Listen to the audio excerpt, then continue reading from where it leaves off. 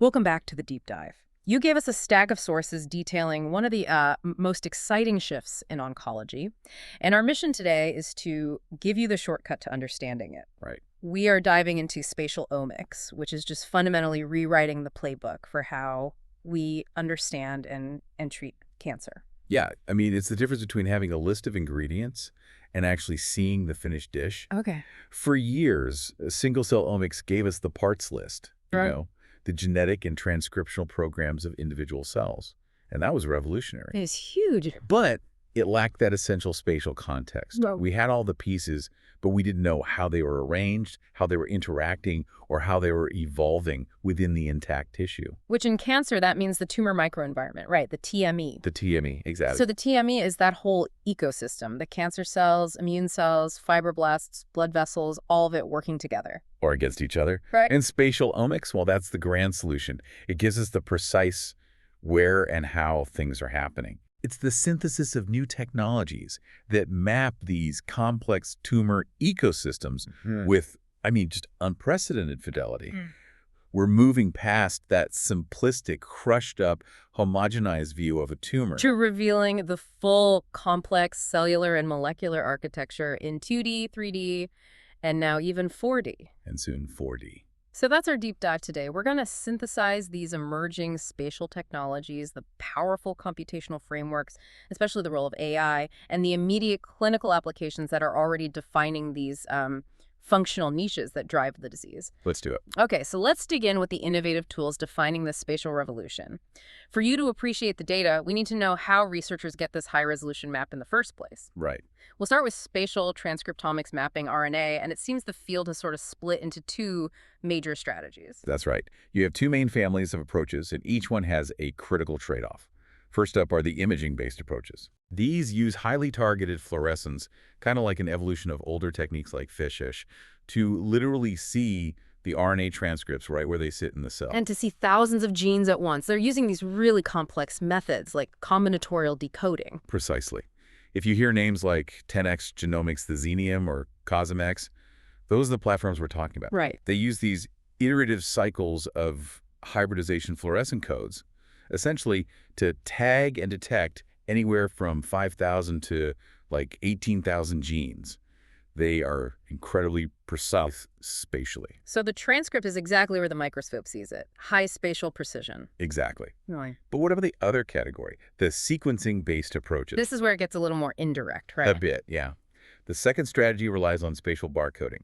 So instead of direct visualization, the system chemically links transcripts to specific physical coordinates. It's like a tiny GPS chip for each RNA molecule. That's a great way to put it. It's on a substrate, and then you run next-generation sequencing. Yeah. So platforms like Visium HD or StereoSec, that's what they do. Okay, but if the imaging approaches are so precise, why go through this extra step of barcoding and then sequencing everything? Throughput. The huge strength of barcoding is that it efficiently captures the whole transcriptome, all the RNA in that area. Which allows for totally new discoveries. Totally. But here's the challenge. Yeah. The barcoded regions are predefined, right? They're little squares. But real cells have these irregular, messy boundaries. So you have a perfect grid laid over a very imperfect biological reality. You got it. So even with amazing subcellular resolution, that whole transcriptome data still needs really sophisticated computational cleanup to accurately assign those transcripts to the actual boundaries of a single cell. That sounds like a massive headache. Speaking of single-cell boundaries, protein mapping spatial proteomics seems like it would handle that better, doesn't it? It does. It really does. Proteins offer a distinct advantage. They are localized right where they function, and they are way easier to use for accurate cell typing. Right. If you want to find a vascular cell, you just stain for CD31. It's a canonical marker. Exactly. You get robust single-cell resolution almost immediately. So then why hasn't this technology completely replaced RNA mapping if it's so clean for cell typing? It's the multiplexing limitations. Historically, the difficulty was detecting a huge panel of proteins without all the signals blurring together. Like too many colors of paint mixing into brown. A perfect analogy.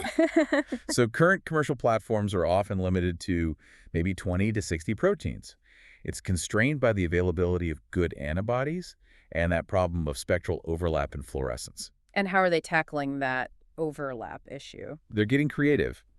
Take imaging mass cytometry, or IMC. Instead of using different colors of light, They conjugate antibodies to metal isotopes. Metal isotope. Yeah. So when they're detected by mass spectrometry, there is no spectral overlap at all. It completely opens the door to panels of 40-plus markers. And this is where the real payoff is, right? Integrating everything. What does the truly cutting edge of multi-omics look like now? Well, the cutting edge is integrating multiple molecular layers, RNA, proteins, maybe even metabolites, from the very same tissue section. We're seeing platforms that profile RNA and surface proteins at the same time. And it's not just 2D anymore. We're moving into 3D and 4D spatial profiling. We are. And that feels like science fiction, I know. It does. How do you physically get 3D data from what is usually a flat biopsy slide? So there are two main pathways. The first is painstaking, but it's incredibly detailed. You reconstruct 3D models from registering hundreds of sequential serial sections. Like slicing a loaf of bread and then digitally stacking it back up perfectly. That's exactly it. And this is critical for mapping things like tumor clonal evolution over space. Okay, and the non-disruptive method, the one that doesn't involve all that slicing. That's where a technology like holotomography comes in. It uses non-disruptive volumetric imaging of thick tissues. So no staining, no cutting. Nothing. Think of it like sonar for cells. It uses refractive index mapping to reconstruct structures entirely without physical sectioning. It just maps how light bends as it passes through the tissue, giving you structural context up to 120 micrometers deep. Incredible. So now that we've talked about generating, terabytes of this data, we have to move to the next logical step. How do we analyze this complex geography? Right. Generating the map is one thing, reading it is another. And that requires equally sophisticated computational frameworks. I have to imagine the very first hurdle isn't even the deep analysis, but just telling the computer where one cell stops and the next one begins. That's cell segmentation. And you're right, it's absolutely fundamental.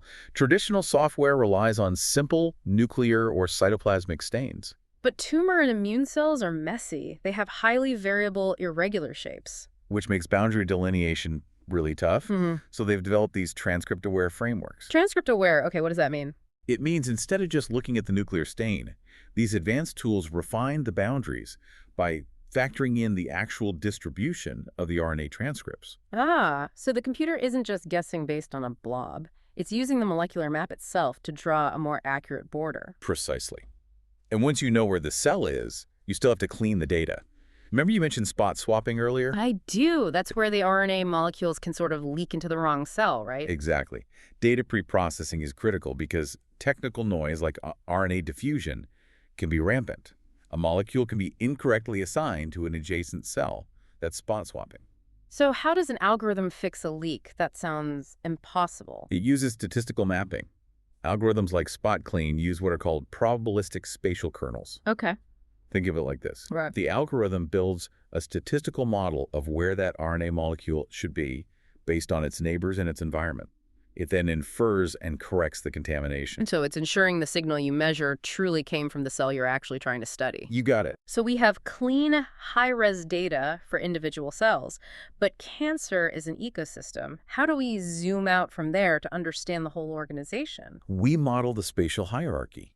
The real biological insight emerges when we move from studying individual cells to studying neighborhoods. These are just small clusters of adjacent cells. Okay. These neighborhoods then cluster into niches, which are functionally defined microenvironments, like a specific structure for immunity. And from there? Then you have communities of niches, and all of that culminates in the overall tumor ecosystem. And this framework must be perfect for studying cell communication, which has to be critical for cancer progression. Absolutely.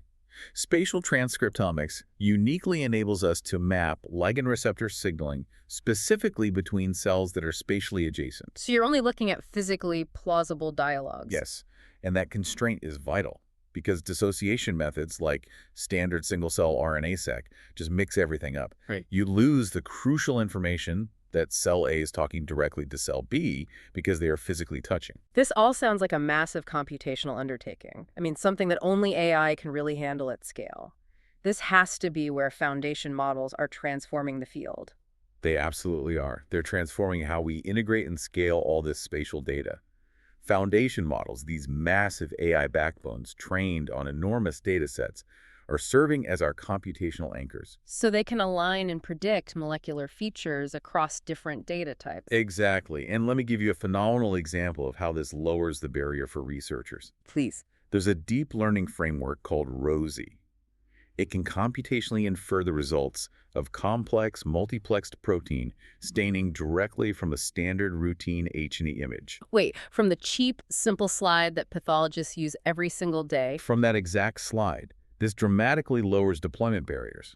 You don't need costly, complex, high-plex imaging every time. The AI can generate a pretty good molecular map from the routine pathology image. That makes spatial biology accessible to almost anyone. It's a game changer. Okay, let's pivot to the biological payoffs.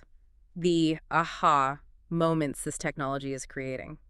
Section 3 is about unraveling the TME's complexity, and the first major discovery area has been around tertiary lymphoid structures, or TLSs. TLSs are immensely important. They are these local structures known for orchestrating really potent B-cell-mediated anti-tumoral immunity. And their presence often correlates with good clinical outcomes, especially for patients on immunotherapy. It does, and spatial profiling gives us the precise narrative of why that's true. It gives us the mechanics. Okay, so what did it show? Well, take renal cell carcinoma. Spatial profiling didn't just find TLSs. It showed the plasma cells that mature inside these structures actively migrating along specific fibrous tracts. So they're moving with purpose. With purpose and disseminating into the tumor bed. And the presence of their specialized antibodies deposited on the tumor cells correlated directly with improved patient survival after immune checkpoint inhibitor treatment. So the location and the movement of the cells became the predictor. Precisely. And conversely, we're learning what blocks that beneficial organization. Yeah. In hepatocellular carcinoma, spatial data revealed that tumor-derived tryptophan metabolites were impairing TLS maturation. So you identify that specific molecular interference, and suddenly you have a distinct intervention target to unlock that immune response. That's the goal. Okay, let's talk about the bad guys. Immune-excluded niches. These are the regions where the immune system is trying to get in, but it just can't. What are the key spatial drivers keeping those T cells out? So these are tumor regions where cytotoxic T cells gather at the margin, but they fail to infiltrate the parenchyma. And that leads to poor responses to immune checkpoint blockade, or ICB. And spatial analysis is revealing the barriers. Two types of barriers, really, working at the same time. You have the physical barriers, dense extracellular matrix, or ECM. Like concrete being poured by cancer-associated fibroblasts, or CFs. Exactly. It's literally a structural fence. And then second, you have molecular repulsion. Things like unfavorable chemokine gradients or powerful immunosuppressive signaling like TGF-A. What's the translational link there? I mean, if we know what's keeping the T cells out, can we target it? We can try. And that's what's happening. Targeting factors like TGF-A has been shown in preclinical models to successfully dismantle those fences, both the structural and the signaling ones. Which enhances T cell infiltration. Significantly. In these previously excluded tumors, that is a viable therapeutic strategy moving forward. And finally, something you mentioned that I think many listeners will find surprising, the microbiota residing niches. We tend to think of bacteria just in the gut, but they are often inside the tumor too. This is a truly fascinating area. Spatial multiomics now lets us map bacterial species in situ and quantify their specific interactions with the host cells. And what have they found? Well, in lung cancer, for example, studies found that bacteria-rich niches were intensely immunosuppressive. The bacterial load actually correlated with specific oncogenic pathways, like 1-catenin signaling. So the bacteria are not just innocent bystanders. They are actively shaping the cancer pathways from within a specific spatial location. They're acting as co-conspirators. Another study linked a fusobacterium residing niche to cancer cell quiescence and chemoresistance. Wow. But on the other hand, spatial metabolomics has shown that some gut-derived species, like Akkermansia mucinifila, can have anti-tumor effects by modulating the local metabolism. So we're moving beyond just identifying bacteria to understanding their exact spatial and functional impact. It's incredible complexity. Okay, so to realize the immense potential of all these discoveries, we need a structured roadmap for translation.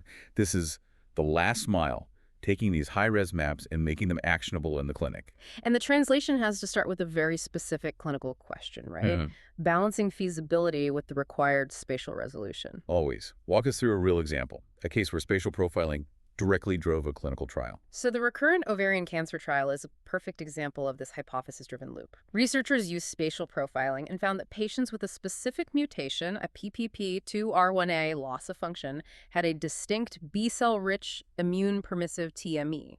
This was the good outcome. Okay, so if you don't have that mutation, you're likely missing that beneficial TME structure. Exactly. So the discovery inspired a hypothesis. What if we could chemically recreate that beneficial spatial state? Ah, And the resulting trial is now combining a PD-1 inhibitor with the PP2A inhibitor in patients without that mutation, hoping to reorganize the immune environment in their favor. that is personalized medicine driven by architectural knowledge. It's beautiful. And it really emphasizes that spatial biomarkers aren't just one molecule or one gene count anymore. No, they are composite patterns. We're looking at specific cell proximities, specific niche architectures, co-occurring cell states. We have to train our AI and our pathologists to stop looking for simple targets and start seeing these organizational patterns. What stands out to you about the non-traditional application? So beyond just diagnosing the primary tumor. I think the ability to map early disease is transformative. Let's talk about tree cancer interception. Spatial omics can map pre-invasive lesions over time.